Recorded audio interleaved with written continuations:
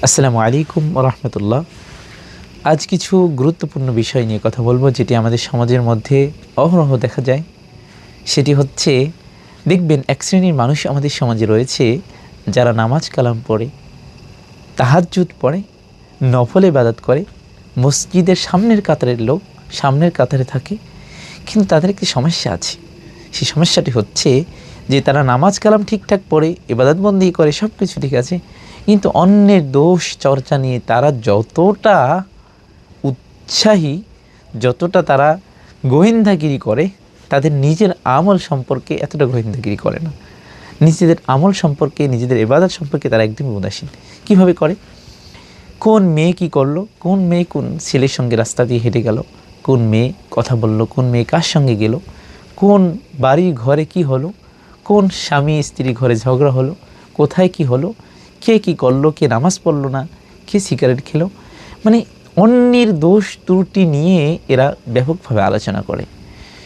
এটি হচ্ছে মসজিদে বসা ইমানদার নামক, যারা সমাজে নিজেদেরকে ইমানদার ফরেজগার দাবি করে, নামাজি দাবি করে, তাহাজ্জুদ পড়নে আলা না বললে কষ্ট পায়, এসে এসে বলে যে আমি তাহাজ্জুদ পড়ি, কিন্তু আবার হাজি সাহেব না বললে কষ্ট পায়, আবার অনেককে অনেক নামে ডাকতে হয়।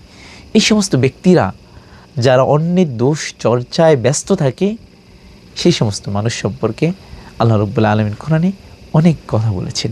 তার মধ্যে একটি কথা হচ্ছে, অন্যের দোষ ত্রুটি চর্চা নিয়ে তোমরা কুধারণা করো না। হতে পারে যে অন্যের যে দোষ ত্রুটি তোমরা চর্চা করছো, তোমাদের থেকে সে আল্লাহর কাছে উত্তম।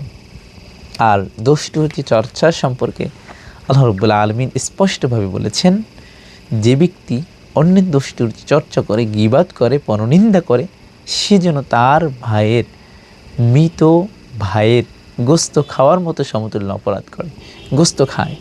অর্থাৎ আপনি চিন্তা করেন এটা কত জঘন্য কাজ। অথচ আমাদের সমাজে এই কাজগুলো করছে কারা বলেন তো? এই কাজগুলো করছে কিন্তু হাজি সাহেবেরা, পাঁচ ওয়াক্ত মুসল্লি যারা, নফল ইবাদত করে যারা, তাহাজ্জুদ পড়ে যারা। আমি বিষয়টি কীভাবে বললাম, আমি একটি মসজিদের সঙ্গে জড়িত আছি দীর্ঘদিন যাবৎ। তো আমি অনেক বিষয় ফলো করি, প্রতিটি মুসল্লির বিষয়ে বা অনেক বিষয়ে আমি খেয়াল রাখার চেষ্টা করি, যেন তাদের সংশোধন করা যায়, ভুল থেকে ফিরিয়ে আনা যায়, এই বিষয়গুলো আমি লক্ষ্য করি। কিন্তু দুঃখের বিষয়, অত্যন্ত দুঃখের বিষয় হচ্ছে যে ইবাদতকারীওয়ালা ব্যক্তিদের মধ্যে এই সমস্যাটা সবচেয়ে বেশি। আল্লাহ রাব্বুল আলামিন এমন জঘন্য কাজ থেকে ফিরে আসার তৌফিক দান করুন, যা সমাজের মধ্যে